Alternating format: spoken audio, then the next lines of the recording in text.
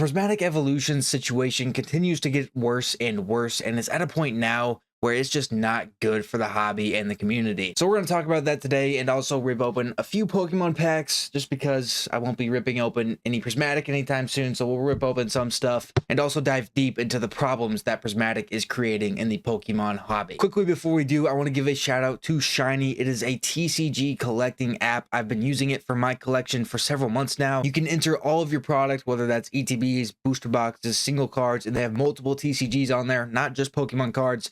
That way you can keep track of your collection, but also there's this really cool feature. If you've ever used any stock apps, you can see the graphs of your products in 1 month, 1 week, 3 months, 6 months. Right here is the Mewtwo V-Star. As you can see, that one's trending upwards, but you can see this with every product. That's a really cool feature. It makes tracking your collection a lot easier. So if you collect cards, I would definitely recommend checking out Shiny. Anyways, like I said, we're going to rip open a few packs and also talk about the state of Prismatic.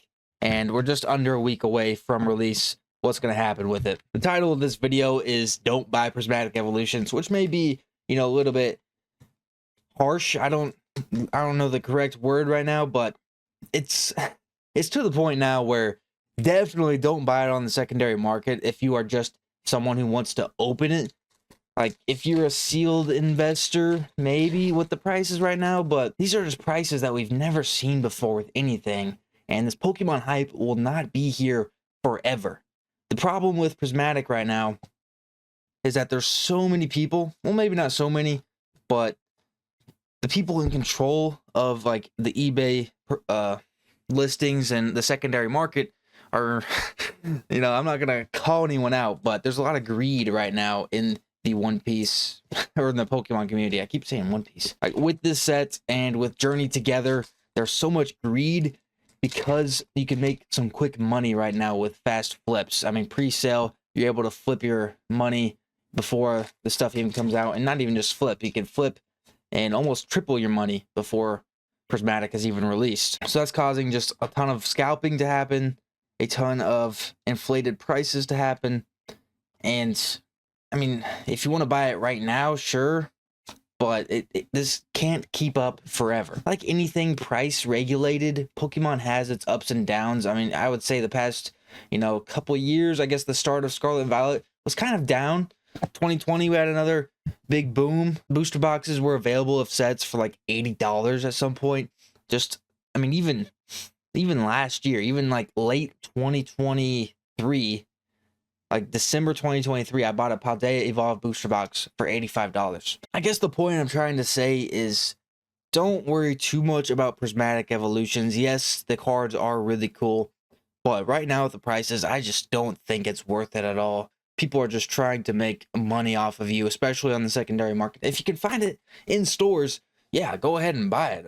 By all means, go ahead and buy it if it's like near MSRP. But right now with 125 ETBs pre-sale, it's just not worth it. Oh, we got an Iron Crown EX full art out of this 3-pack. Nice. I do think I'm in a great spot to view it from both sides, to view it from, the distributor perspectives or the scalping perspectives, and then also just from the collecting perspectives, because I read a lot of comments on TikTok, especially.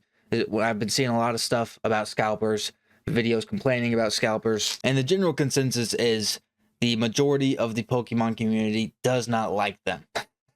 And who would, right? It's making you spend more money on packs. Like right now, the majority of people who just purely do Pokemon and open some Pokemon packs as a hobby are not happy with how Pokemon is, and that may cause a lot of people to leave the hobby, even though we've just had this new influx,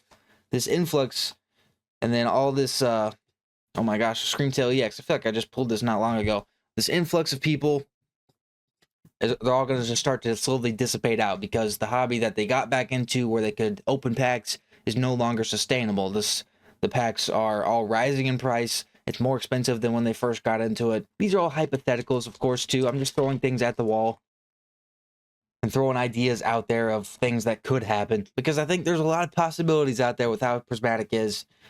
These prices aren't sustainable. We're not in the greatest economy ever, and these Pokemon prices are outrageous. Umbreon, the pre-sale of Umbreon, the chase card is selling for like $2,000, if not, like, I think one sold for $3,000. It is absurd.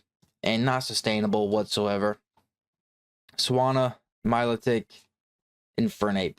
My genuine advice, if you are simply a collector who likes to open stuff and collect the cards, is to go back and visit some of the cheaper sets right now. That would be Scarlet Violet base. There are great cards in there. They're just not as sought after as others. There's great cards in Scarlet Violet base. Shroud of Fable has a ton of amazing artworks. People dog on it all the time. I made a video about it like about a week ago. If you're interested in that, there's a ton of great cards in Shroud of Fable. It just really lacks that big chase card that everyone wants to pull when they're opening packs. But it still has like 10 to 15 solid cards that you could pull. So definitely give that a check, a look. Blood Moon Ursaluna EX. Obsidian Flames is another one you could get into right now. Vivid Voltage and Battle Styles are still available at MSRP booster boxes as well. Now those ones, I mean, if you're purely a collector, those ones are okay. The chase cards are not great. I do love the Tyranitar from Battle Styles, but there's not much there other than that. There is an Empoleon, and then it gets slim from there, to be quite frank. But it's at least at MSRP. You're not overpaying for stuff. Because what we're in now is completely different to what we were in even 6 months ago. Right now, it's a ton of listings just trying to make a quick buck off of you. People are trying to list stuff and pretty much just turn a profit instantly. And now with the rise of FOMO, everything starts going up. It all becomes this big cycle. And 6 months ago, it was nothing like this. You didn't really have people trying to flip stuff for quick profits. Pokemon, a lot of the time, takes a while to get your profits, but right now it's quick, and that's what's making it even worse. And Amorous, this is a cute pink card. I like it. I feel like I'm all over the place right now with my thoughts about Twilight Masquerade, and that just proves it right there. I said with my thoughts of Twilight Masquerade, with my thoughts of Prismatic Evolutions. I would probably be a lot more like upset if I, wasn't fortunate enough to get a few pre-orders in before this craze happened. Like I did get my 2 Pokemon Center ETBs. I did get some normal ETBs, a couple of surprise boxes. So I at least got some. I know a lot of people missed out on all of those completely. So I'm definitely fortunate in that sense, and would probably be, just as mad as some of these people who are not wanting to pay these prices if I didn't have any pre-ordered. That's why I'd say if like you are strictly a collector just trying to maybe build a master set, Shroud of Fable, Scarlet Violet base are solid options. Even Obsidian Flames is a solid option. Those are the cheapest right now, I think.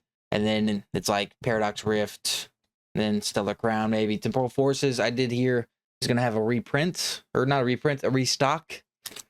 So that might lower Temporal Forces. Temporal Forces is a really good set, especially if you're interested in the newer Pokemon, like this Iron Crown we pulled earlier. There's a bunch of those newer legendaries in there. Some great artworks. It was never really for me just because I don't really care all that much for the new legendaries, but they are nice cards. And if that gets restocked, hopefully prices go down a little bit. But who knows? Like anything else right now, it might just get eaten up instantly. I got a hassle. Is there something behind here, or is this shine confusing me? Oh, no! Don't tell me Greninja. Don't tell me Greninja. It's not Greninja. A mask. A mask. Wow. A freaking mask. Anything else? Last pack magic. Let's see. With some Twilight Masquerade. I love that Greninja. I mean, don't have it. The EV2. I like. I don't have either one of those. Applin. Darmanitan. Nothing. Alakazam. And also, I want to throw out there, if you just want to collect cards, Japanese Pokemon is the way to go right now. It's definitely the cheaper alternative, much easier to get your hands on. There are some sets, like the Super Electro Breakers, like 50 to 60 a box, but there are some sets where you can get a booster box for like 36 bucks. Definitely cheaper, widely available compared to some of the English products right now. Prismatic is such a weird situation right now because everything's going up. I mean, look at some of these listings. 10K, 5K, 5K. Like, what are we doing? What? It's not worth it, guys. It's 5K for this. It's not worth it, man. Oh, then 124. You got 45. You got 150. I mean, hey, that's 15 deliveries, so it's what, 140. Ay. This is crazy.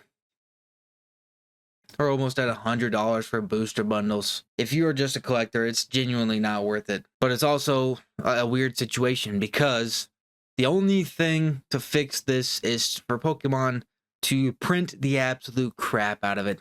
And I highly, highly doubt that ever happens because they're smart. They know nobody's going to want their product if it's widely available. If there was Prismatic all over the shelves, like you could walk into Walmart every single day and see Prismatic there, it's not going to matter. Nobody's going to want it. The prices of these cards wouldn't be that high. Now, it would help for some of the collectors, some of the people trying to master set it. But that's like the only way to lower these prices that much. It's weird. It's weird. But if these were to, get stocked up at all, people would buy it up instantly. It would have to be like a huge, dare I say, massive. The low taper fade meme is massive. Dare I say, massive restock. That's what it would have to be. And that's just not going to happen. It hasn't happened in ever. So do your best to find it in stores at MSRP. It's going to be almost impossible, but that's all I gotta say. If you are just trying to open packs and get some of these cards, this is not really worth it in the grand scheme of things, especially if you are just someone who buys some packs every now and then. I do hope I'm completely wrong. Like, I wish everyone could get their fair share of Prismatic and prices could all be high, but that's just not the way the world works. Unfortunately, the game is the game. People are going to try to make their money how they can, and right now with Pokemon, you can make quick money. And until you can't do that, it's going to be like this for a while. Prismatic, let me know your thoughts. Let me know what you're thinking about Prismatic, because I mentioned, just like the average consumer of Pokemon that rips open a few packs here and there. Let me know if that's you, or if you are, someone who gets sealed product, buys a lot of sealed product, and what your plans are, if you're comfortable sharing. Anyways, I'll see you in the next video.